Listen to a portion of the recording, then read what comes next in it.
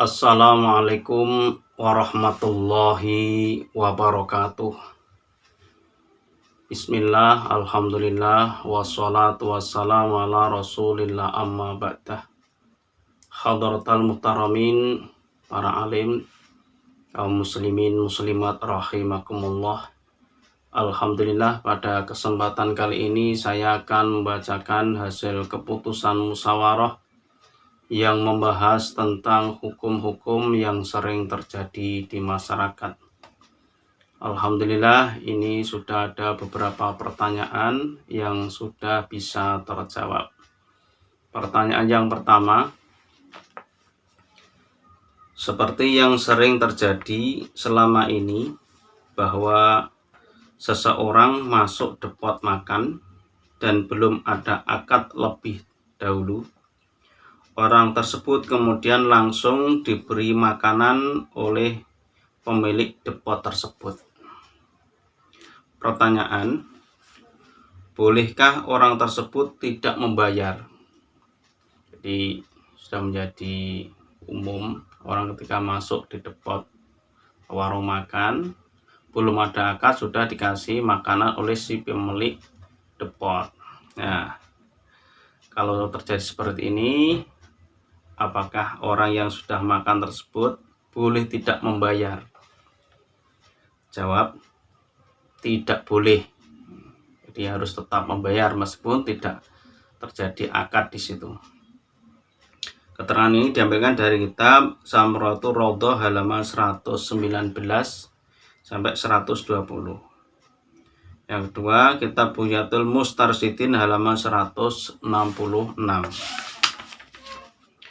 Pertanyaan yang kedua, sebagaimana kita ketahui bahwa pembayaran listrik di negara kita yang menentukan adalah pihak PLN, sehingga sering terjadi tagihan rekening listrik para pelanggan yang naik secara signifikan, dalam kurung bahkan lebih dari 100%.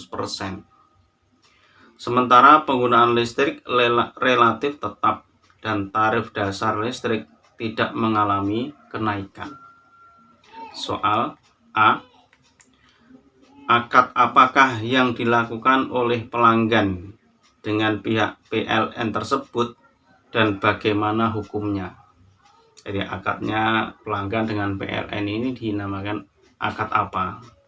Terus bagaimana hukumnya? Jawab, akad antara pelanggan listrik dengan PLN termasuk akad jualah dan hukumnya sah. Diambilkan dari kitab Hamis atau Syekh ala Ibnu Qasim halaman 168. Yang kedua, kitab Bujairomi alal Manhaj juz 3 halaman 239. Yang ketiga, Bughyatul Mustarsyidin halaman 168 sampai 169. Yang keempat, kitab Al-Fatawi Kubro juz 3 halaman 148. Yang B, bila dalam kejadian di atas pihak pelanggan merasa dirugikan, bolehkah mereka menuntut pihak PLN? Jadi kejadian kenaikan listrik sampai 100% padahal penggunaannya relatif tetap dan listrik tidak mengalami kenaikan. Jawab, pelanggan yang merasa dirugikan berhak mengadu pada PLN.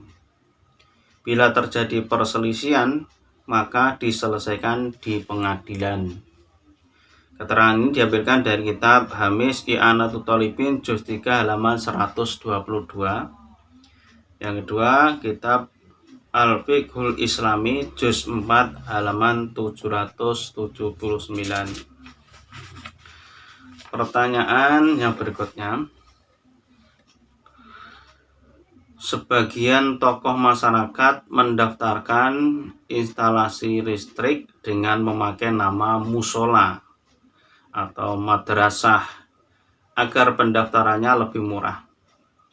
Dan ada kalanya instalasi memang milik musola atau madrasah.